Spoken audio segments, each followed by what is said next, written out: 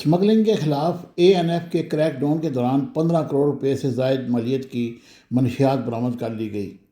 ترجمان anti narcotics نے ملک کے مختلف شہروں میں منشیات اسمگلنگ کے خلاف 4 بڑی کارروائیاں کرتے ہوئے 2 ملزمان کو گرفتار کیا اور مجموعی طور پر 15 کروڑ 12 لاکھ روپے سے زائد مالیت کی 1532.11 کلو گرام منشیات برآمد کی۔